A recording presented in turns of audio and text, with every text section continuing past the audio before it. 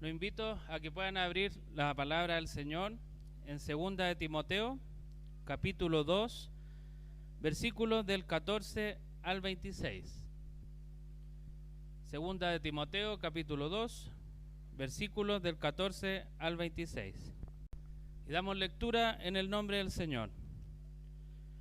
Recuérdales esto, exhortándoles delante del Señor a que no contiendan sobre palabras, lo cual para nada aprovecha, sino que es de perdición para los oyentes.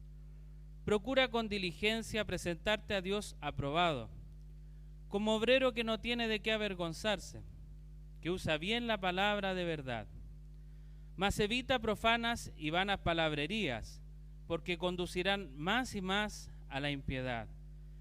Y su palabra carcomerá como gangrena, de los cuales son Himeneo y Fileto, que se desviaron de la verdad diciendo que la resurrección ya se efectuó, y trastornan la fe de algunos, pero el fundamento de Dios está firme, teniendo este sello: conoce el Señor a los que son suyos, y apártese de iniquidad todo aquel que invoca el nombre de Cristo.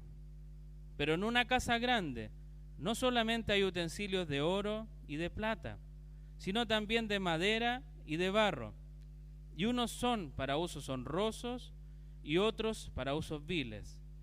Así que si alguno se limpia de estas cosas, será instrumento para honra, santificado, útil al Señor y dispuesto para toda buena obra. Huye también de las pasiones juveniles y sigue la justicia, la fe, el amor y la paz, con los que de corazón limpio invocan al Señor.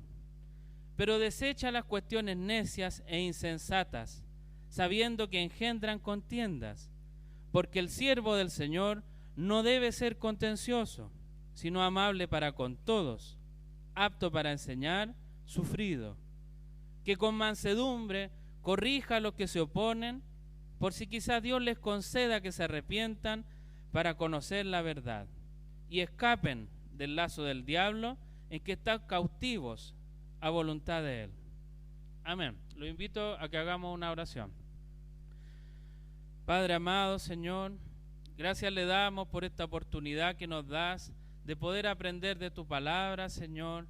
Le rogamos que sea usted enseñándonos, Señor, en esta hora, que este texto entre en nuestros corazones, Señor, y nos quebrante grandemente, Señor, y que queramos servirte a ti fielmente, Padre amado, y hacer tu voluntad, Señor, y no la nuestra en nuestras vidas, Padre.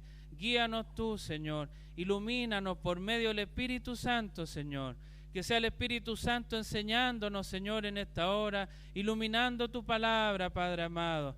Ayúdame a mí también, Señor, para ser un instrumento en tus manos, Padre Santo, para decir lo que tú quieres que diga, Señor, y que no haga mi voluntad, Señor, sino que haga la tuya, Padre. Guárdanos, Señor, líbranos del mal en esta hora, y que tu santa palabra, Señor, sea la que nos ayude, nos enseñe, Señor, y nos dé aliento también, Padre amado. Guárdanos, Señor, en el nombre de Cristo, de nuestro Salvador. Amén. Amados hermanos, hace unos años atrás, una persona, para no decir el nombre, por si me está viendo después en el video, se acercó a mí contenta a contarme una historia. Lo que pasa es que ella se había juntado con un grupo de judíos y ellos empezaron a hablarle de que solo la única forma de poder llegar al cielo era ser del linaje de Abraham. Y ellos le mostraron a través del Antiguo Testamento cómo Dios había prometido a Abraham y a su descendencia la bendición. Ella, sorprendida, estando con ellos discutiendo, quedó inquieta porque decía: yo no soy de Abraham, yo soy chilena, estoy acá, no tengo por dónde estar allá con los judíos. Yo le decía: tranquila, nosotros tenemos nuestras bases de datos donde podemos consultar. A lo mejor tú eres judía, déjanos revisar. ¿Cuál es tu apellido? Ella lo dijo y empezaron a buscar. Mientras tanto seguían conversando con ella y después le dicen: te tenemos una excelente noticia. Sorprendía a la persona: ¿qué pasó? Tú sí eres descendiente de Abraham. Está acá en nuestro registro que tu apellido sí viene de la descendencia de Abraham. Y eso no es todo. Eres incluso de la tribu de Leví. La persona quedó sorprendidísima, dijo, qué bueno, y llegó contenta después, y por eso nos contaba esa historia. Decía, yo tengo un futuro, tengo una promesa porque soy descendiente de Abraham. Y esta persona es cristiana. Así también una vez me pasó compartir con unas personas en una iglesia, y ellas partieron de a poco también en queriendo aprender otras cosas, no necesariamente que estuvieran en la Biblia. Y empezaron cada vez en cosas más extrañas, hasta tal punto, hermano, que después empezaban a mezclar las profecías de la Escritura con extraterrestres, con la reencarnación, y empezaron a crear algo tan confuso para sus vidas que no solo las afectó a ella, sino que también les afectó a la iglesia. ¿Por qué?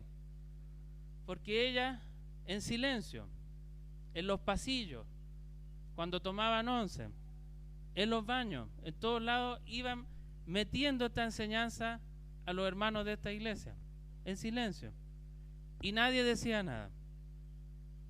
Así como estas dos historias que yo les estoy contando, hay muchos riesgos dentro de la misma iglesia con los que nos podemos encontrar. Y la pregunta es, ¿cómo nosotros nos preparamos para eso? En la predicación de hoy vamos a abordar dos puntos. El primero es el uso correcto de la palabra. Vamos a ver cómo enfrentar estas situaciones usando bien la palabra. No como esos judíos que desviaban a unas promesas falsas, sino qué dice realmente la palabra. Y el segundo punto es cómo aplicar correctamente la palabra. Una cosa es que yo tenga la palabra acá y otra cosa es que yo la pueda aplicar, pero que lo haga correctamente. Entonces la predicación la vamos a llamar el día de hoy un obrero aprobado a Dios. Entonces vamos a comenzar con el versículo 14 que dice: recuérdales esto, exhortándoles delante del Señor a que no contiendan sobre palabras, lo cual para nada aprovecha, sino que es para perdición de los oyentes. Pablo en estos versículos hace muchos mandatos a Timoteo sobre lo que tiene que hacer. Y en este primer mandato que le hace de recordar, que exhorte, que enseñe delante del Señor para que no estén contendiendo sobre las palabras, es interesante que lo que realmente el texto griego apunta en esta parte no es a contender sobre palabras, a lo mejor como pensamos una discusión leve, algo suave, una diferencia de opinión. El texto literalmente lo que dice ahí es una guerra de palabras, una guerra. Yo sé que ustedes conocen lo que es una guerra. Imagínense eso dentro de una iglesia, entre hermanos que profesan ser cristianos, sobre cosas que son innecesarias. En ese tiempo se daba mucho que se discutía sobre la ley, se discutía mucho sobre la genealogía, y ahí empezaban los debates y empezaban estas guerras firmemente. Y Pablo le había escrito ya a Timoteo en la carta anterior y le había dicho para que mandases a algunos que no enseñen diferente doctrina, ni presten atención a fábulas y genealogías interminables que acarrean disputas más bien que edificación de Dios, que es por fe. Otro versículo más adelante: de las cuales cosas desviándose algunos se apartaron a vana palabrería, queriendo ser doctores de la ley, sin entender ni lo que hablan ni lo que afirman. Eso fue la carta anterior de Pablo a Timoteo. Y lamentablemente, Pablo, estando preso, ya sabiendo que muy pronto iba a morir, seguía con esta preocupación. Y eso era porque esas guerras de palabrería en la iglesia continuaban. Timoteo enseñó, leyó la primera carta en la iglesia, compartió con los hermanos, exhortó, y aún así este problema sigue. Y por eso Pablo, en su angustia, antes de morir, insiste: recuérdale esto, exhórtale delante del Señor que no hagan guerra sobre palabra. ¿Qué beneficio traían esa guerra? El único beneficio era que todos los que oían, todos los que eran testigos de eso, cada vez se hacían más impíos. En el versículo 16 más adelante dice, conducirán más y más a la impiedad en las personas. ¿Qué fruto había entonces? Ninguno. ¿Cuál era el beneficio? Ninguno, al contrario. Todos los que oían decían, ¿y estos son hijos de Dios? ¿Y de esto se trata la fe? ¿Esto es el cristianismo? Mejor me voy y sigo mi vida tal como la hago. No sé si ustedes han tenido discusiones alguna vez sobre la fe con alguien. Si la han tenido, les pregunto, ¿cuál era el objetivo que ustedes tenían en su corazón en el momento de la discusión? ¿Cuál era? A lo mejor la gran mayoría lo único que buscaban era ganar esa discusión, tratar de buscar el mejor argumento para demostrarle que él estaba equivocado y que yo estaba en lo correcto. A mí también me ha pasado, hermano, y me arrepiento de eso delante del Señor en base a lo que dice acá, porque dice, no es eso, porque la gente se vuelve más y más impía. No es por ahí el tema. Lo que nosotros deberíamos buscar en una discusión es glorificar al Señor, que la persona con la que estamos hablando crea en Cristo, se arrepienta de sus pecados y pueda venir a Él. Él es el que salva, no una discusión, no un argumento, eso no sirve. Cada vez los va a llevar más y más a la impiedad. Pero si nosotros, en vez de discutir con ellos, van a palabrería, como dice Pablo, les mostramos el Evangelio, el fruto va a ser muy diferente. Pero lamentablemente en la iglesia esto es muy común. A lo mejor no hablando de las genealogías, a lo mejor no hablando de cosas puntuales de la ley, pero sí se ve que hay mucha palabrería y discusiones que no llevan a nada.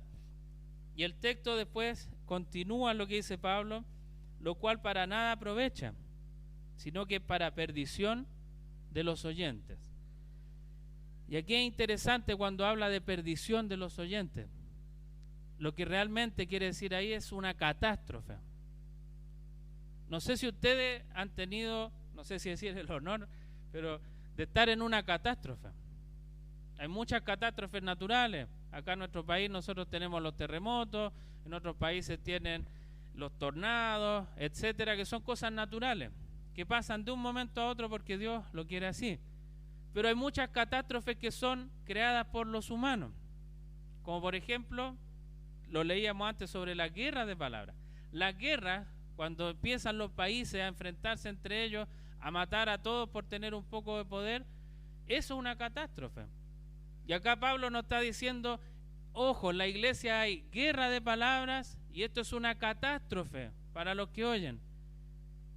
No es algo tan simple. A veces decimos, no, si una discusión entre hermanos, después el Señor les va a mostrar, después...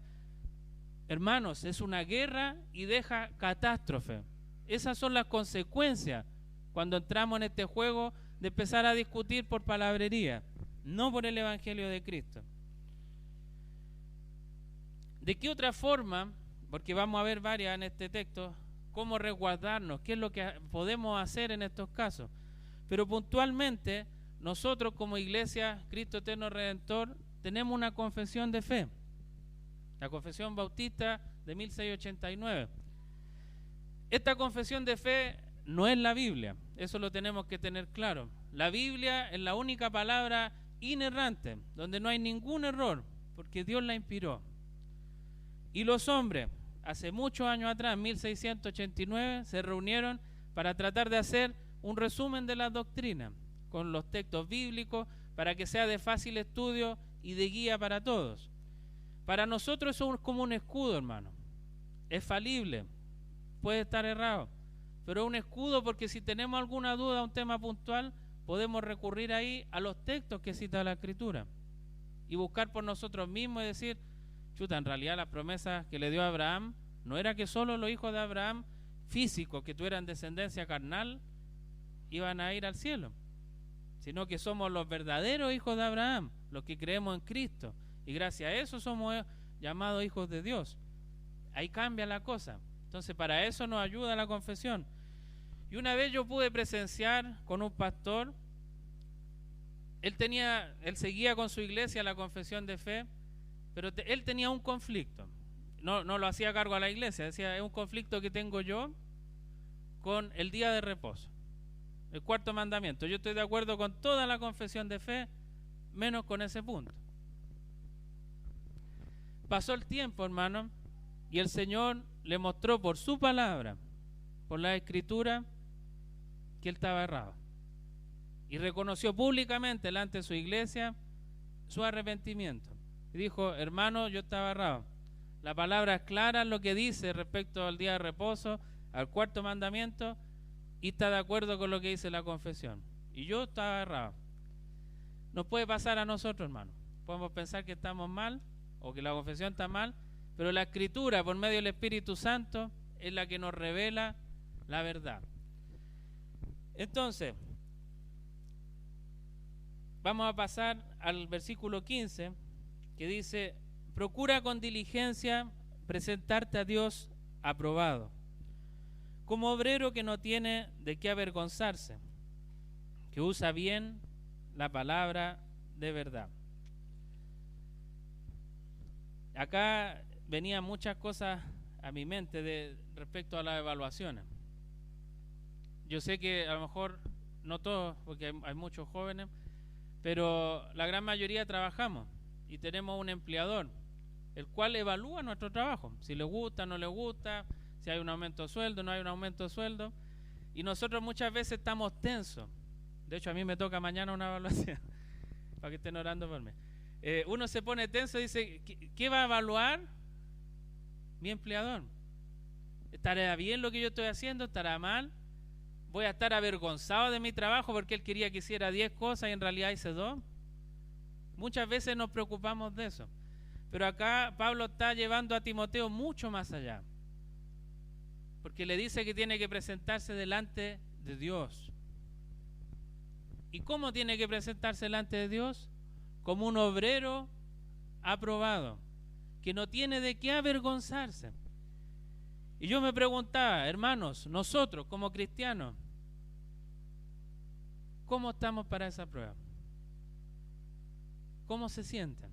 ¿Qué pasa si Dios ahora los llama y les dice, preséntense delante de mí, aprobado? ¿Podremos aprobar? Reflexiónenlo cada uno de ustedes. ¿Qué estoy haciendo realmente con el trabajo que el Señor me ha dado? Espiritualmente hablando, en la fe. ¿Qué estoy haciendo con todo lo que el Señor me ha dado como administrador? ¿Voy a salir aprobado? ¿O voy a salir capaz que me despidan? Cuestionémoslo, hermano. En Colosenses 3:23 dice, y todo lo que hagáis, hacedlo de corazón como para el Señor y no para los hombres. Ese, hermanos, es el foco en nuestras vidas. Si queremos ser un obrero aprobado delante de Dios, debemos hacerlo todo para su gloria. No algunas cosas, no el domingo, no en este momento. Toda nuestra vida para la gloria de Dios. Hermanos, todo lo que hagamos no es para nosotros. Muchas veces el foco somos nosotros. Es que quiero verme bien, que quiero darme un gustito, que hace tiempo que quiero hacer esto y no lo hago, estoy ahorrando esto para este beneficio mío, etcétera, y todo gira en torno a nosotros. Pero el foco es la gloria de Dios. Pregúntense cada vez que vayan a hacer algo, ¿esto que voy a hacer es para la gloria del Señor? Y rápidamente, hermanos, van a ir viendo cuán pecaminosos somos, porque nunca lo cuestionamos. Nunca decimos esto es para la gloria de Dios. Siempre para el Dios ídolo de nosotros mismos. Queremos deleitarnos nosotros, alabarnos a nosotros mismos, pero el Señor no se glorifica en eso. Entonces, ¿cómo vamos a hablar de un Dios santo, hermano, al cual no conocemos? ¿Cómo vamos a predicar de un evangelio si no lo conocemos? Por esto, hermano, es importante, mezclando ambos puntos, que no perdamos el tiempo en estas discusiones, sino que seamos buenos administradores de lo que el Señor nos ha dado. ¿Para qué? Para mostrar el evangelio a los que no están creyendo, a los que lo necesitan. A ellos es que debemos acudir.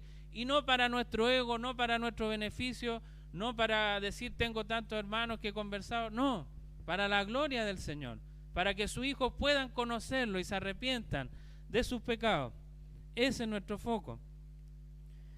En 1 Pedro 3:15 dice: si no santificad a Dios el Señor en vuestros corazones, y estad siempre preparados para presentar defensa con mansedumbre y reverencia ante todo el que os demande razón de la esperanza que hay en vosotros.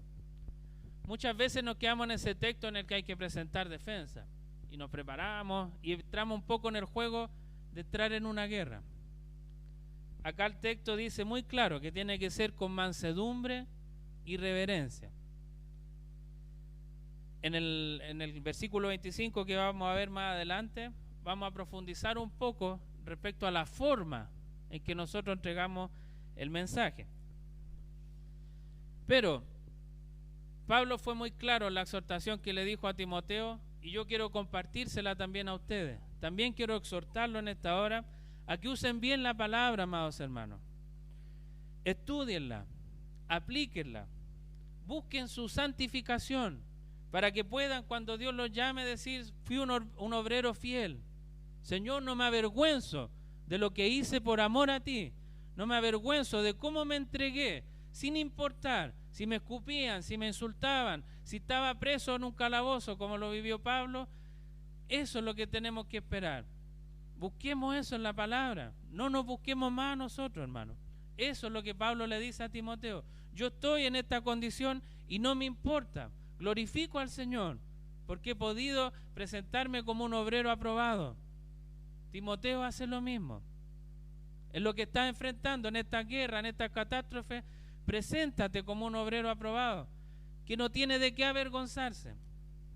Que el Señor nos ayude, hermanos, a poder hacerlo así. Ahora viene una pregunta interesante respecto a esto de presentarse aprobado. No sé si ustedes se han cuestionado alguna vez si los pastores de la iglesia deberían apoyarse para que estudien, para que se desarrollen y puedan cada vez estar más preparados. Porque ustedes, los que trabajan, saben que al empleador le es muy útil que ustedes se capaciten, que obtengan nuevas herramientas, que hagan el trabajo más eficiente, que obtengan mejores resultados. El empleador feliz paga capacitaciones para ustedes. Y nosotros como iglesia, ¿no hemos cuestionado eso alguna vez? Si es importante ayudar a los pastores en ese tipo de cosas, que puedan profundizar más en estudios, que puedan comprar libros, que puedan participar entre algunos y otros estudios en otros lados, etcétera. Es una pregunta válida porque hay muchas iglesias, hermanos, que son anti-estudio. Ojalá que el pastor no estudie nunca, porque solo el Espíritu Santo es el que le va a mostrar en el segundo lo que el pastor tiene que decir. Y si él quiere ir a algún seminario o algo, o algún hermano de la iglesia quiere ir a un seminario, es muy mal visto. Es casi que no confía en Dios, porque el Espíritu Santo es el que revela. Muchos de ellos incluso dicen: no hay que leer libros, si la Biblia es el libro de Dios, todo lo demás lo escribió el hombre y está errado. Hay extremos, hermano. Y estos hermanos lamentablemente niegan el poder del Espíritu Santo en su iglesia. Niegan cómo el Espíritu Santo inspira a hombres de Dios a lo largo de toda la historia. ¿Cómo la iglesia puede darse cuenta si es que hay algún error? Es porque el Espíritu Santo guía a su iglesia. Si no fuese de esa forma, todavía a lo mejor estaríamos en el catolicismo, que se desvió totalmente de la fe. Nunca hubiera habido una reforma, porque nadie se hubiera cuestionado las cosas, nadie hubiera ido a buscar más allá. El Señor está en la palabra y ha utilizado obreros fieles durante todo ese tiempo, y por eso su iglesia permanece y permanecerá, porque la iglesia no es de nosotros, la iglesia es del Señor. Entonces, cuestiónense, hermanos, porque les tengo una buena noticia. Nuestra iglesia sí apoya a los pastores en estas cosas, en que estudien, que compren libros, que puedan profundizar más en la escritura. Pero el punto es si nosotros individualmente, cada uno de ustedes, es consciente de eso. Si ustedes cuando ofrendan son conscientes de eso, hoy en realidad el pastor necesita capacitarse en un cierto punto, yo puedo ayudar en eso, puedo ayudar de cierta forma.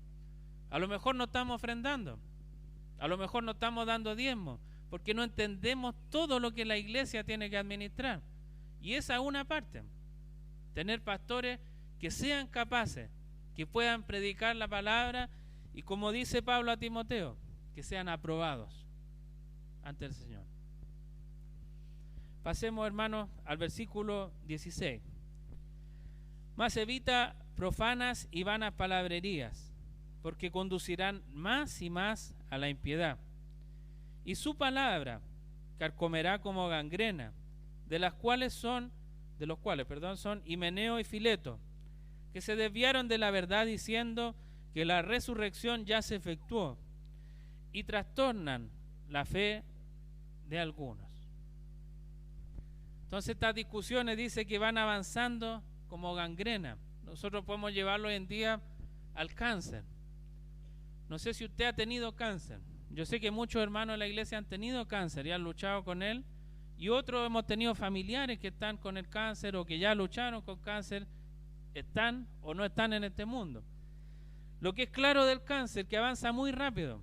Si uno no es consciente y no se diagnostica a tiempo, el cáncer avanza, silencioso, hasta que cuando se hace notar, ya es tarde. No hay nada que hacer. En este caso, Pablo está apuntando a eso. Todas estas palabrerías que se estaban hablando, que conducían a más y más impiedad, lo que hacían era carcomer la iglesia como una gangrena, como un cáncer. Y Pablo lo ejemplifica con dos personas, Himeneo y Fileto. En la Biblia, si buscamos, de Fileto no dice absolutamente nada más que lo que acabamos de leer. Y de Himeneo, Pablo había escrito antes en 1 Timoteo, pero no hay certeza de decir que es el mismo Himeneo. Entonces quedamos la duda, ¿será el mismo? ¿Será otro? Pero es irrelevante para el ejemplo. El texto puntual que habla de Himeneo dice en 1 Timoteo 1:20, de los cuales son Himeneo y Alejandro, a quienes entregué a Satanás para que aprendan a no blasfemar. Independiente si es el mismo o no, estaba cayendo en el mismo juego. Los dos estaban haciendo cosas que no glorificaban a Dios dentro de la iglesia, al contrario, lo dividían, y por eso Pablo lo dice, lo entregué a Satanás para que aprenda a no blasfemar. Ellos estaban enseñando que la resurrección corporal de los creyentes ya había ocurrido, y eso empezaron a meterlo en la iglesia silenciosamente, como un cáncer, como veíamos, como la gangrena. Empezaban de a poco, hasta que ya llegaba un momento que esto explotaba. Y eso es muy común en la iglesia. Por eso existen tantas sectas, porque toman cositas, la dan una vuelta y ahí empiezan a cambiar todo el panorama. Voy a leer 2 versículos para que veamos un poco cómo Himeneo y Fileto podrían hacer tan fácil esa mala interpretación. En Efesios 2, del 4 al 6, voy a leer solo el 5 y el 6. Pero Dios, que es rico en misericordia, por su gran amor con que nos amó, aun estando nosotros muertos en pecados, nos dio vida juntamente con Cristo. Por gracia sois salvos. Y juntamente con Él nos resucitó, y asimismo nos hizo sentar en los lugares celestiales con Cristo Jesús. Y en Colosenses 2:12 dice, sepultados con Él en el bautismo, en el cual también resucitados con Él, mediante la fe en el poder de Dios que le levantó de los muertos. Con 2 versículos totalmente aislados, fuera de contexto, sin ninguna explicación, es muy fácil decir, claro, tienen razón. Ahí dice que ya resucitamos con Cristo. Y así, hermano, pasa en muchas iglesias. Se toma algo, se saca de todo contexto y se hace toda una doctrina detrás. Y exigencia y un montón de cosas. Pero claramente, Pablo escribió esos versículos y Pablo también escribió sobre la resurrección. Yo sé que muchos de ustedes son estudiosos de la palabra y deben estar pensando ahora, sí, yo sé que en tal capítulo habla mucho la resurrección. Y es así, hay un capítulo muy dedicado a la palabra que es 1 Corintios 15, donde Pablo en los primeros versículos muestra el Evangelio muy resumido y después profundiza en la resurrección. Voy a leer un versículo, 15:12. Pero si se predica de Cristo, que resucitó de los muertos, ¿cómo dicen algunos entre vosotros que no hay resurrección de muertos? Y ahí puede haber otro extremo. Entonces, los invito a que en sus casas lean ese texto, que no queden con la duda si Himeneo y Fileto tienen razón. La Escritura es clara. Aún viene una resurrección. Así como Cristo murió y resucitó corporalmente por nosotros, cuando Él vuelva, todos vamos a resucitar. Un cuerpo para su gloria, no un cuerpo de pecado, como tenemos ahora, un cuerpo glorificado. ¿Por qué es tan importante, hermano, la resurrección? ¿Por qué Pablo le dedica un capítulo completo a la resurrección? Porque es fundamental para el Evangelio. Si Cristo no hubiera resucitado, vana nuestra fe. Seríamos dignos de burla de todo el mundo que diga, mira, ellos dicen que Cristo resucitó y el cuerpo está ahí. Están hablando tonteras. Es fundamental porque cuando Cristo resucita, hermano, dice, yo no tengo ningún pecado en mí. La muerte no me puede retener, porque la paga el pecado es muerte. Y Cristo no tiene ningún pecado. Lo natural era que Él resucitara de los muertos. Y así fue, para la gloria de Dios Padre. El Padre acepta su sacrificio. Por eso somos salvos. Imagínense si ustedes, hermanos, cuando comparten el Evangelio, no hablan nada de la resurrección. Estamos predicando un evangelio diferente. ¿Y qué pasa si hablamos un evangelio diferente? En Gálatas dice, mas si aún nosotros, un ángel del cielo, os anunciare otro evangelio diferente del que os hemos anunciado, sea anatema. Como antes hemos dicho, también ahora lo repito. Si alguno os predica diferente evangelio del que habéis recibido, sea anatema. Anatema significa maldito. Que el Señor nos guarde, hermano, de ser fieles al Señor, que nos presentemos como un obrero aprobado delante de Él, que conocemos el evangelio, lo compartimos fielmente a los que necesitan, como Himeneo y Fileto. Ellos necesitaban entender el evangelio para comprender de buena forma la resurrección. Pero si se ponían a discutir otras cosas, se perdía todo y se formaba la guerra y la catástrofe que estábamos conversando. Ellos necesitaban el Evangelio de Cristo. Por eso es importante que conozcamos nuestra Biblia, que la leamos, la estudiemos. Porque hay muchos peligros, hermano. Podemos tener peligro afuera de la iglesia. No sé si ustedes se han preguntado alguna vez si sus hijos pueden ser afectados por enseñanza externa a la iglesia. En el colegio, en el mundo, en internet, en las redes sociales. Yo creo que todos sabemos qué cosa tomar el celular y en 5 segundos ya podemos acceder a las peores cosas que nos podamos imaginar. Y no las quiero nombrar para que no se las imaginen. Pero así de rápido, nuestros hijos, nosotros mismos podemos acceder a tantas barbaridades que nos desvían. Y después capaz que podamos sacar una doctrina de esas cosas. Hay que tener cuidado. ¿Cómo estamos guiando a nuestras familias? Cuestionémonos, hermanos. ¿Estamos teniendo momentos familiares? ¿Estamos teniendo nuestros devocionales en la familia? ¿Estamos orando con nuestros hijos? ¿Le estamos enseñando la palabra del Señor? Incluso me atrevo a hacer esta pregunta. ¿Estamos hablando con nuestros hijos? A lo mejor tampoco estamos hablando. Va a llegar el momento, hermano, si nosotros no le enseñamos a nuestros hijos sobre la fe, sobre el evangelio, ellos van a aprender por otro lado. Y les aseguro que lo que van a aprender en otro lado no es el evangelio. Y ya va a ser tarde. Y nos vamos a lamentar y vamos a decir, ¿por qué nunca hablé con mi hijo? ¿Por qué nunca le hablé al Señor? ¿Por qué nunca oré con Él? ¿Por qué? Ahora es el momento, hermano. Depende de ustedes el ser fieles a la palabra del Señor y guiarlos para evitar que sean el próximo Himeneo, el próximo Fileto, que toman la palabra y la tuercen. Hay muchos hijos de cristianos que son férrimos ateos, porque los papás tenían un extremo, ellos quieren ser todo lo contrario y se esfuerzan por hacer batalla. Que el Señor nos libre, hermano. Oremos al Señor, hagamos lo que Él quiere, pero esto no es espontáneo.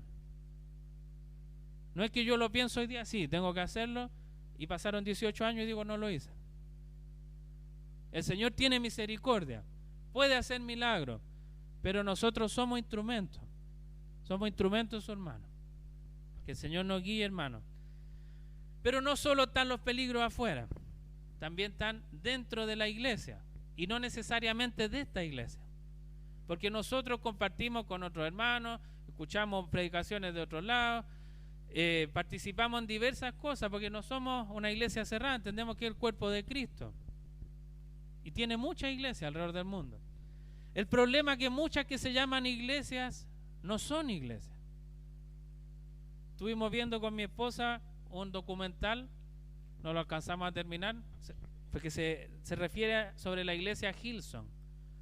No sé si han escuchado alguna vez de esa iglesia, una iglesia muy popular en Australia que surgió, llegó a Estados Unidos y hoy está en casi todo el mundo. Partieron con raíces pentecostales, pero después empezaron a desviarse de a poco, en cositas. Empezaron a ver el negocio que había detrás con las canciones, empezaron a enfocar todo en ese tipo de cosas, en el lucro. Después empezaron a ver la cultura, cómo la gente se viste afuera, qué hacen los jóvenes, qué música escuchan, y empezaron eso a meterlo en la iglesia. Entonces el pastor se vestía igual que los jóvenes, se tomaba fotos igual que los jóvenes. Ahí mostraron una foto del pastor casi mostrando su parte íntima. Entonces uno dice, ¿ese es un siervo del Señor aprobado delante de Él? ¿Eso es lo que Dios quiere para su iglesia? ¿Eso es lo que Él quiere de sus pastores? ¿Que la cultura sea la que esté acá y se glorifique? ¿O es Dios el que tiene que glorificarse en lo que Él escribió? Por eso nuestra iglesia va cambiando, se va reformando, porque va viendo lo que la Escritura quiere, lo que el Señor escribió, no lo de afuera y meterlo acá. Entonces, lo que parece iglesia no necesariamente es, y ahí tenemos que tener ojo, hermano, tener discernimiento. A lo mejor la música que estamos escuchando, Hillsong tiene un montón de música que son muy atractivas, ¿serán buenas realmente? Yo no las conozco, pero hay que examinarla, revisar. A lo mejor, claro, promueven que tú te sientas contento, que te emociones, que estés feliz, etcétera, pero lo que menos hacen es glorificar al Señor.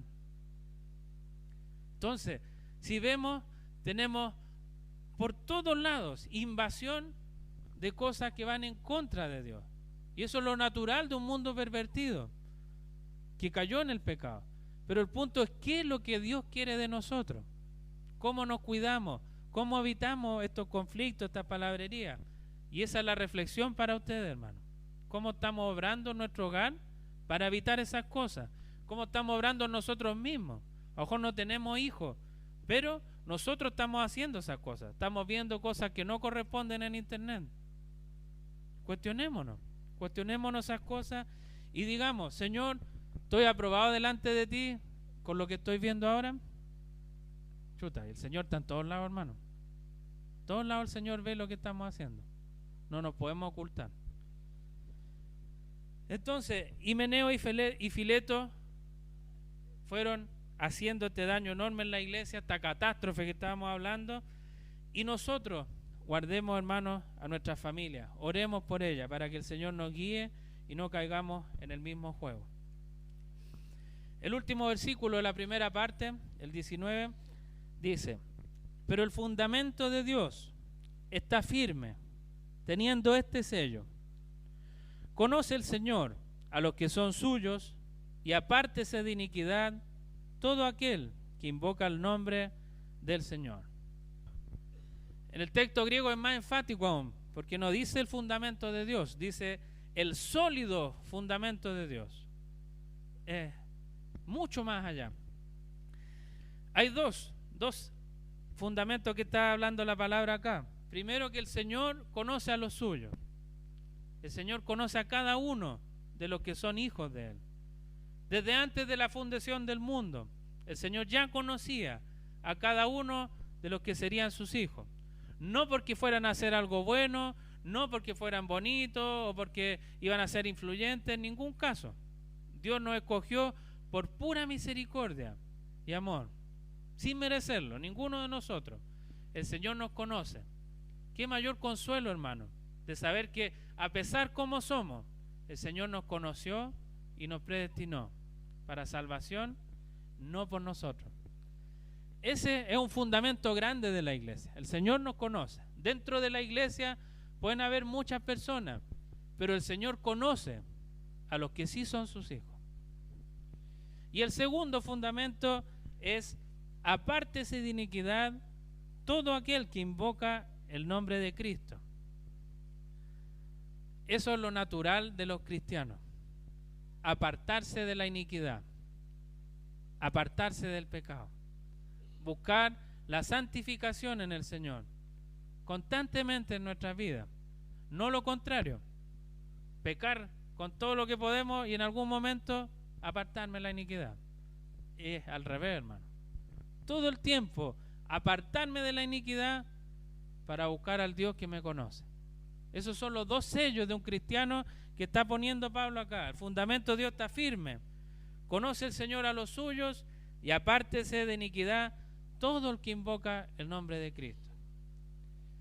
Y el Señor, hermano, el que nos guarda ante estas tentaciones, ante Gilson, ante todo lo que pueda venir, Himeneo, Fileto, los testigos de Jehová, los mormones, cualquiera que pueda venir, el Señor es el que nos protege. Tal como lo dice en Juan, en el capítulo 10, mis ovejas oyen mi voz y yo las conozco y me siguen. Y yo les doy vida eterna y no perecerán jamás, ni nadie las arrebatará de mi mano. Mi Padre que me las dio es mayor que todos y nadie les puede arrebatar de la mano de mi Padre. Eso somos nosotros, la oveja que el Señor compró con su sangre. Él nos cuida, Él nos protege, Él nos ayuda para evitar estas catástrofes que estamos evaluando en la palabra. Entonces, para resumir lo que vimos en el primer punto, hermano, no debemos hacer guerras de palabras. Ya vemos las consecuencias que tiene, no solo entre los que están discutiendo, sino con los que oyen. Generan una catástrofe dentro de la iglesia. Esas personas no necesitan la discusión, necesitan el Evangelio. Segundo, vimos cómo presentarnos ante Dios aprobado, que no nos avergoncemos de Él, sino que estemos orgullosos de nuestro trabajo para su gloria. Lo tercero que vimos es cómo tomar en serio este ejemplo de Himeneo y Fileto y los riesgos que hay dentro de la iglesia y fuera de ella. Y lo último, el sólido fundamento de Dios. Él nos conoce y espera que nos apartemos de la iniquidad. Y ahí cerramos el primer punto. Vamos al segundo. La aplicación correcta de la palabra. Y aquí vamos hasta el final del capítulo 2. En el versículo 20 al 21 dice: pero en una casa grande no solamente hay utensilios de oro y de plata, sino también de madera y de barro. Y unos son para usos honrosos y otros para usos viles.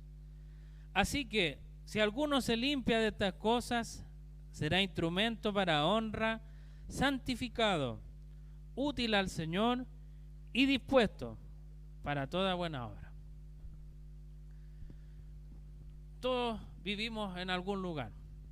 Acá Pablo está dando el ejemplo de una casa grande. Yo sé que la gran mayoría de nosotros a lo mejor no vivimos en una casa grande, pero sí tenemos utensilios dentro de la casa. Por ejemplo, hoy en día hay una cartera muy grande de cosas. Hay aspiradoras de última tecnología, casi que adivinan la mente lo que yo quiero aspirar. Hay aspiradoras robot. Hay gente que no tiene aspiradora, sino que solo con su cobillón y sus balas. Y todo es válido. Todos queremos al final limpiar la casa. Y son utensilios útiles que los cuidamos porque nos sirven día a día.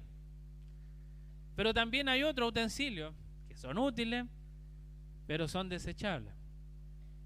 Por ejemplo, el papel higiénico. Todos tenemos papel higiénico en nuestra casa o las toallas de papel y son desechables.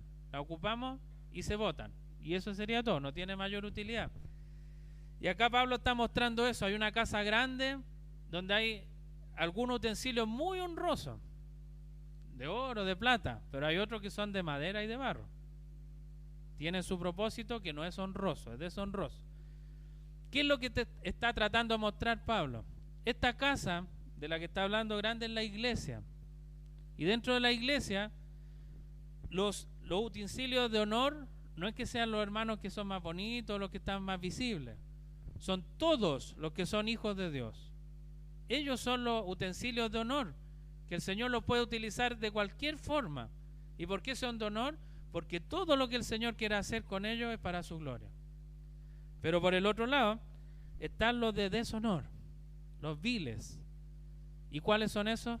Los que no son hijos de Dios, pero están dentro de la iglesia. Participan, cantan, oran, escuchan la predicación, porque no todos los que estamos en la iglesia somos de la iglesia. No todos somos creyentes. Y acá Pablo quiere mostrarnos eso. Ya lo ha venido mostrando en las discusiones que se dan dentro de la iglesia, en cómo empiezan a meter perversiones dentro de la iglesia, y acá lo ilustra con esto de la casa. Pero la mucha palabrería, ya vimos, no sirve. Entonces, ¿cómo estos vasos honrosos pueden ayudar a los vasos o utensilios deshonrosos? Predicando el evangelio. ¿Qué es lo que necesitan estos vasos o utensilios deshonrosos para pasar a ser de oro y de plata y ser honrosos para el Señor? Conocer al Señor, conocer su palabra. Y el Señor da una promesa muy grande en el texto. Y se me fue la hojita con el versículo. Aquí dice: si alguno se limpia de estas cosas, será instrumento para honra, santificado, útil al Señor y dispuesto para toda buena obra. ¿Qué es lo que yo veo, hermanos, en estos versículos? Una hermosa noticia. Hay esperanza, hermano. Hay esperanza para el que no cree en Cristo, para el que es un utensilio deshonroso. El Señor puede hacer el milagro, y aunque sea de madera, lo va a transformar en oro o en plata. No estamos hablando de económicamente, sino espiritualmente. El Señor transforma esos corazones. No es imposible para el Señor hacerlo. Él lo promete. Y acá lo está diciendo: si alguno se limpia de estas cosas, está hablando de este pecado, de las discusiones, de estar quebrantando la iglesia, dividiendo la iglesia. Si uno se limpia de eso, va a ser un instrumento de honra. Y no solo eso, santificado, porque el Señor lo purifica. Y no solo eso, útil al Señor, dispuesto para ayudar en lo que sea necesario, para toda buena obra. Qué maravillosa noticia, hermano, que aunque se vea que todo es deshonroso, el Señor transforma los corazones. Él hace ese milagro. Y nosotros podemos ayudar en lo que Él quiera, porque somos útiles al Señor, dispuestos a lo que Él quiera utilizarnos. Y ahí viene la pregunta, hermano: ¿estamos dejando que el Señor nos utilice? ¿O estamos nosotros en primer lugar? Acá en la iglesia hay muchas opciones para que el Señor nos pueda utilizar, que podamos aprender, que podamos conocer más el Evangelio. Por ejemplo, tenemos los grupos de conexión. A lo mejor alguno de ustedes no está participando. Pregúntese: ¿por qué no estoy participando en un grupo de conexión? Puede que haya alguna causa válida, pero el Señor da mucha bendición en los grupos de conexión. ¿Y por qué? Porque se habla de la palabra del Señor. Lo que se predica, se reflexiona, y todos aprendemos, nos confrontamos nuestros pecados, oramos juntos. Eso es lo que hay detrás de un grupo de conexión, y eso es lo que el Señor quiere. Hay grupos de DNA. A lo mejor ni siquiera escuchan ADN, DNA. ¿Qué está hablando el hermano? Se fue para el lado químico. Hay grupos de DNA. Lo invito a que busquen más allá. Son grupos muy pequeños en comparación a los grupos de conexión. Pueden ser 2, 3 hermanos, hermanas, que reflexionen en la palabra del Señor, que oren juntos, que se apoyen en sus dificultades, que entren en una comunión mucho más rica delante del Señor. Pero eso no es todo. Hay estudios de varones, hay estudios de damas, hay muchas cosas, hermano. pero yo puedo tener muchas excusas también. Entonces, si queremos ser un vaso honroso delante del Señor, tenemos que estar dispuestos a que Él nos utilice. No nosotros utilizarnos lo que nosotros queramos. No nuestro tiempo darlo para nosotros, para el Señor. Porque somos un vaso que Él puede utilizar cuando quiera. No significa que todos los días va a estar ahí usando el mismo vaso, el mismo utensilio dentro de la casa. Pero el Señor quiere que estemos dispuestos, que estemos útiles, preparados para que el Señor nos ocupe. Yo sé que hay mucha herejía en el mundo, hermano, respecto a la muerte. Hay muchos que dicen, no, mira, con tu fecha de nacimiento yo puedo saber el día exacto en que vas a morir. Si miro tu mano voy a saber la causa con la que vas a morir, etcétera. Nosotros sabemos que solo el Señor sabe el día y la hora. No yo. Yo no conozco la fecha mía, no conozco la de mi familia y ustedes tampoco. Pero, ¿qué pasa si es hoy? ¿Qué pasa? ¿Cómo estamos delante del Señor? ¿Alcanzamos a hacer un vaso honroso? ¿Un utensilio ahí dispuesto? O a lo mejor aún no lo somos. Y a lo mejor hoy día es nuestro día de partir de este mundo. No lo sabemos, hermano.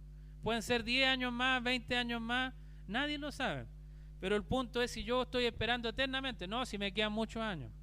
Después voy a orar, después voy a estudiar con los hermanos, después me voy a unir a un grupo, después, etcétera. Después voy a leer la Biblia. Me quedan muchos años, soy muy joven aún. ¿Y qué pasa si el Señor nos viene a buscar hoy? No lo sabemos, nadie tiene esa certeza, hermano, de decir, no, si yo sé, me quedan 10 años y le voy a dar con todo para las cosas del Señor. No sabemos, hermano.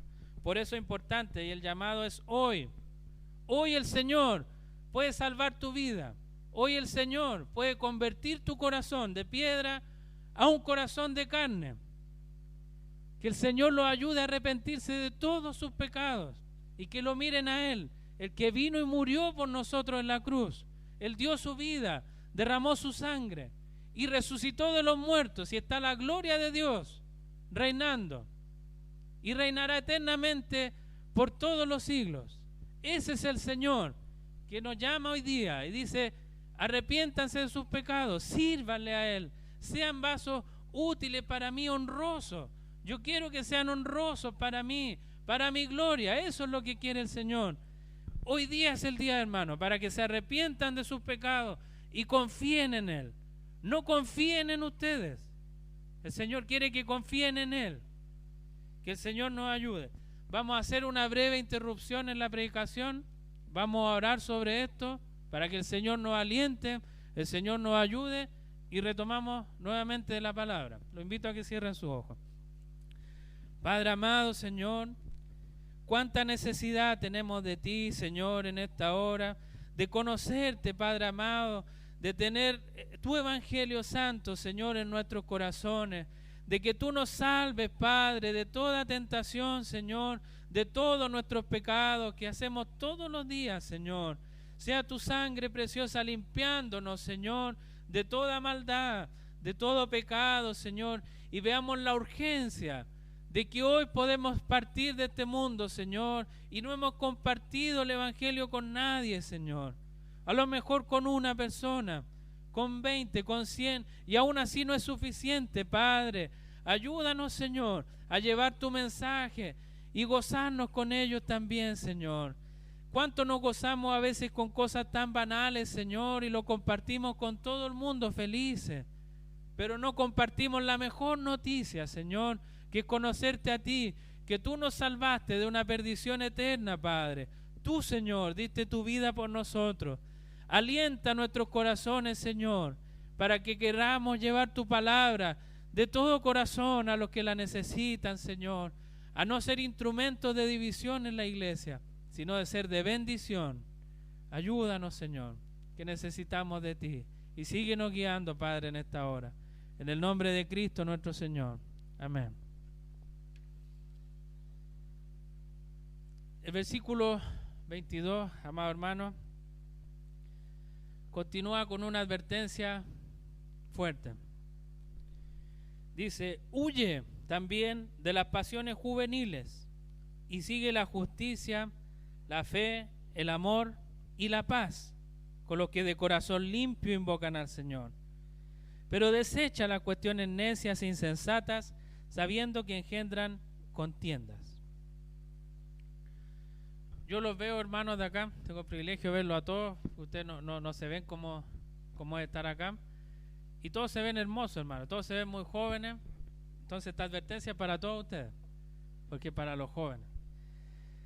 Algunos a lo mejor no se siente muy joven, pero en su comportamiento sí demuestra que hay un joven detrás, o a lo mejor está arrastrando cosas de su juventud, porque está diciendo huye de las pasiones juveniles. Los que no se sientan tan jóvenes, piensen hacia atrás, cuando eran jóvenes, ¿cómo eran esas pasiones juveniles que ustedes tenían? Cuando pensamos en pasiones juveniles, vienen muchas cosas en la cabeza. A algunos le viene el tema sexual, a otros viene el tema de la pasión que tienen los jóvenes para discutir, para moverse. Por otro lado está el tema de que no piensan en consecuencias, llegan y hacen, y después que ya quedó la embarrada dicen, chuta, ¿qué hago ahora?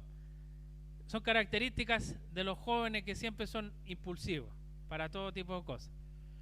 No así los adultos ya son más conscientes, piensan la cosa 20 veces, 30, 100 veces antes de hacerla y ven todos los panoramas. Dicen, no, si hago aquí va a quedar acá, ya, entonces voy a hacer esto. Son más cautelosos, no son tan de hacer las cosas tontas y abruptas. Pero sí tienen una característica que Pablo está diciendo acá. El contexto nos está mostrando que la pasión juvenil de la que está hablando Pablo es el de la discusión rápida. La pasión cuando yo discuto y que me pongo rojo y quiero ganarle al otro, no me importa quién sea, si es mi hermano, si es mi mamá, mi papá, no me importa. Yo quiero destruirlo con lo que quiero hacer para que quede claro que yo soy el que sabe. ¿Por qué? Porque no me interesan las consecuencias. No pienso qué problema me puede traer en la familia, no pienso en nada más allá. Llego y hago porque soy joven y no me interesa nada. Eso es lo que Pablo está advirtiendo acá. ¿Y por qué yo digo que a lo mejor muchos arrastramos cosas de la juventud? No sé, no quiero apuntar a nadie con el dedo, ni apuntarme yo tampoco, pero yo sé que muchos manejan y son muy apasionados cuando manejan. Se nota su juventud ahí ferviente, sobre todo cuando se les cruza a alguien de repente. Y ahí la bocina y la boca hablan muchas cosas. Y ahí se muestra la juventud que hay, hermano, en cada uno de nosotros. Pero Pablo dice, huyan de las pasiones juveniles. Huyan de este tipo de cosas. ¿Por qué? Muchas veces nos ponemos excusas, decimos, no, si esto yo lo voy a hacerlo de esta forma, chuta, a ver, ya, la embarré acá, voy a hacer esto otro acá, y empezamos a tratar de hacer soluciones. Pero Pablo dice, huyan. Cuando uno huye no se pone a pensar, no pone a analizar, se va nomás. Entonces, si ustedes, hermanos, ven que esa pasión juvenil está entrando en ustedes, huyan. No le den vuelta. Corten de inmediato lo que están haciendo y huyan. ¿Y a qué apunta con que huyan? Como decir, ya, no, si es tan fácil como entró un problema, arranquen. Ya, listo, se terminó el problema porque arrancaron. No, porque el texto después dice, sigue la justicia, la fe, el amor y la paz. Y no dice solo eso, dice, con los que de corazón limpio invocan al Señor. ¿Quiénes son los que con corazón limpio invocan al Señor? Yo creo que los hermanos que estaban cantando antes, los veían a ustedes, decían, ahí veo corazones limpios invocando al Señor. Se escucha el amor que tienen al Señor, cómo quieren glorificarlo con ellos. Los hijos de Dios todos invocamos a Dios con un limpio corazón. Por lo tanto, cuando yo huya de las pasiones juveniles, ¿a quién tengo que buscar? A mis hermanos, a mis hermanos de la iglesia, para que busquemos la justicia, busquemos la fe, busquemos el amor y busquemos la paz.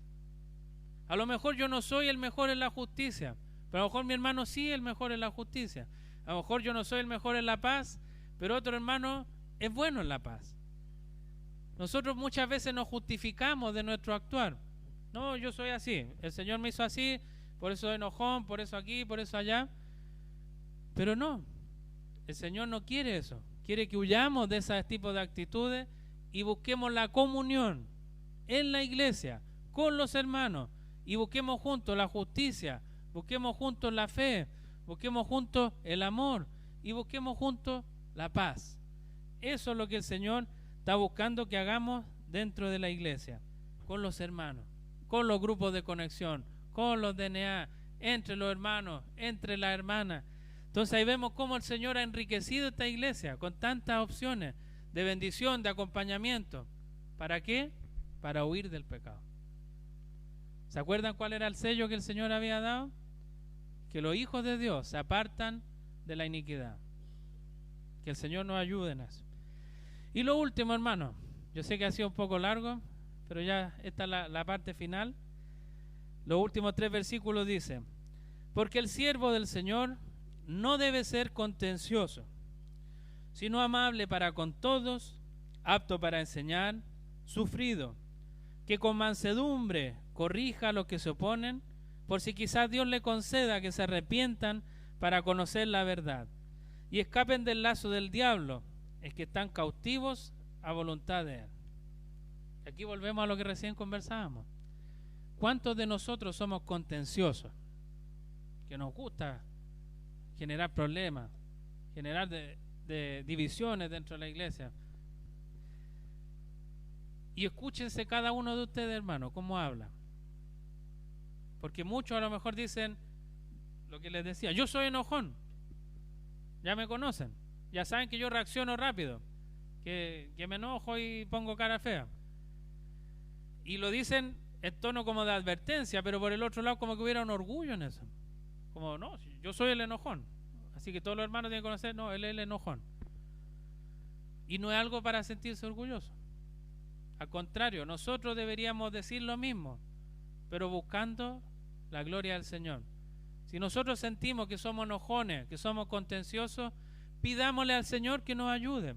Cuando hablemos con nuestro hermano, digámosle: hermano, estoy luchando con un pecado porque soy muy enojón. Ayúdame a orar, ayúdame a ver en la Escritura cómo vencer este enojo que tengo, que sale de repente y exploto. Y dejo la embarrada en el trabajo, en mi casa, tengo problemas con mi esposa, con mi hijo, con mis padres, etcétera, porque soy muy enojón. Es distinto el enfoque.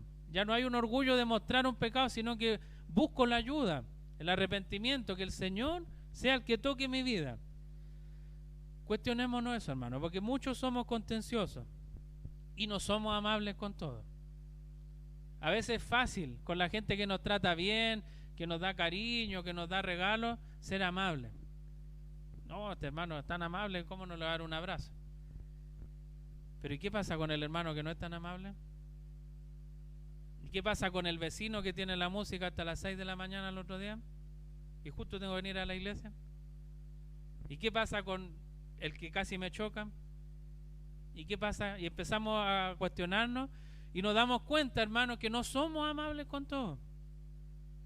Y el Señor acá nos dice: no sean contenciosos, amables para con todos, aptos para enseñar, sufridos. Y esa palabra es interesante porque se ocupa muy mal en general el ser sufrido. Al tiro uno se imagina una persona depresiva que anda llorando todo el día y llama al hermano: no, me duele todo, y siempre tiene problemas. Siempre está sufriendo por algo que le impide muchas cosas y todos ya lo tienen claro. No, mira, ahí está el hermano sufrido, y él llora y se muestra sufrido. Esta palabra no apunta a eso. En el original lo que quiere decir es ser tolerante. Y lamentablemente esa palabra también es muy mal entendida. Nosotros sabemos hoy día sobre el movimiento LGBT, Q, Y y no sé cuántas letras tienen. Y ellos promueven al que ser tolerante. Tenemos que aceptarnos tal cual como somos todos. El Señor nos está apuntando acá a eso. El Señor nos pone en estas situaciones complejas, como la que está viviendo Timoteo, y le dice que él debe soportar con paciencia esas situaciones, que no tiene que irritarse fácil. A eso apunta con ser tolerante. Cuando ustedes, hermanos, estén hablando mentiras sobre ustedes, cuando estén hablando en contra de ustedes, ¿Y va a explotar el hermano? No, tengo que ser tolerante. Tengo que soportar con paciencia lo que están diciendo. No tengo que explotar, porque eso no es natural de un cristiano. Eso es lo que el Señor está apuntando cuando dice que tenemos que ser sufridos.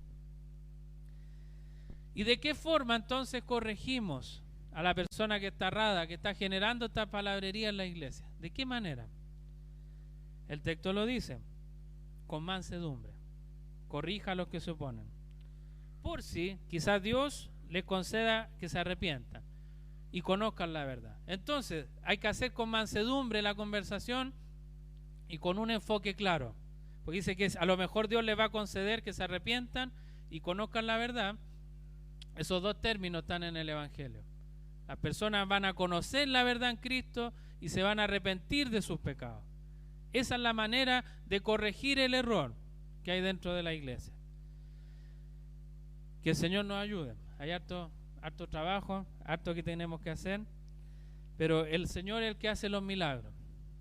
Nosotros sabemos que por más que nos esforcemos y digamos hoy día sí, no lo vamos a hacer, porque somos débiles. Tenemos esa lucha carnal con nuestro cuerpo, que siempre dice que sí y el Señor dice que no. O el Señor dice que sí y nosotros decimos que no. Y siempre está esa lucha constante. Pero el Señor dice en su palabra, transforma esos corazones de piedra. Los transforma en corazones de carne. Él puede transformar a los muertos en vida. Si nosotros viéramos, como dice la Escritura, que todos los que no creen en Cristo están muertos en sus delitos y pecados, nos llamaría la atención ver tantos cadáveres en el mundo. Imagínense ustedes hablándole a un cadáver. ¿Los va a escuchar? Pero el Señor es el que toma ese cadáver y lo hace una vida nueva. Y escucha la palabra y se transforma. Y cree en Él. Nosotros no podemos dar esa vida. El Señor es el que la da. Y la última advertencia que da la palabra dice que el diablo los tiene con un lazo. Yo sé que muchos tienen perritos y le ponen su correa y lo sacan a pasear, los que le ponen correa. Imaginémonos ese caso. El perrito en su conciencia, imaginémonos que él dice, no, yo voy libre, por donde yo quiero, voy a hacer pipí acá, voy para allá, voy a ir a ver al no sé quién. El perrito es libre, pero en realidad nunca ha sido libre, porque el dueño lo lleva con un lazo, lo lleva y lo guía por donde él quiere, para que vaya a hacer pipí, para que vaya para acá, para que se entre. Uno es el que guía al perro. Y en este caso, la palabra nos está mostrando que el que está sembrando la cizaña en la iglesia, el que está haciendo esta guerra de palabras, el que está generando catástrofes dentro de la iglesia, es porque tiene un lazo. Hay alguien más que lo está guiando, y no es el Señor. Porque dice, y escapen del lazo del diablo, en que están cautivos a voluntad de él. Ahí también el griego lo que quiere decir realmente que esas personas están haciendo la voluntad del diablo. Entonces el diablo lo guía y ellos lo satisfacen porque hacen lo que él quiere que hagamos. Que el Señor nos ayude, hermano, porque el Señor no quiere una iglesia de esa forma. Él quiere una iglesia para presentársela a sí mismo, gloriosa, que no tuviese mancha, ni arruga ni cosas semejantes, sino que fuese santa y sin mancha. Entonces ya sabemos, hermano, la solución, hablar con mansedumbre, el evangelio de la verdad. ¿Cuántas veces, no me respondan, pregúntenselo ustedes en su cabeza, cuántas veces han predicado el evangelio en su vida? ¿Cuántas? Vuélvaselo a preguntar, ¿cuántas veces lo ha predicado? Si nunca lo ha predicado, pregúntese, ¿por qué no lo ha hecho? ¿Necesita ayuda? Hermano, acá en la iglesia los podemos ayudar. Si alguien no sabe cómo presentar el evangelio, porque está partiendo, puede llevar 20 años y en realidad nunca se ha preguntado ¿en qué fue lo que creí? ¿Y cómo lo puedo compartir? Lo ayudamos. Pero busque, sea intencional para lo que dice la palabra. Ser un obrero fiel, dispuesto a cuando venga la prueba el Señor diga, sí, he aprobado. Y yo no tenga vergüenza lo que dice. Imagínense si llegamos delante del Señor y decimos yo nunca compartí el evangelio. ¿Estaría orgulloso, hermano, de que el Señor le haya dado tan grande regalo y usted lo guardó en su bolsillo y se olvidó? Esta carta es muy intencional, hermano, al evangelio. Que el Señor nos ayude a que lo entendamos y lo compartamos. Si usted no lo entiende, estudiemos. Si lo entiende, compártalo. No se lo guarde. Es un tesoro tan grande que se ve muy feo guardado en su bolsillo. Compártalo con todos los demás. La iglesia tiene un montón de recursos, hermanos, para ayudar en eso. Pero si no somos intencionales en buscar, las cosas no vienen solas.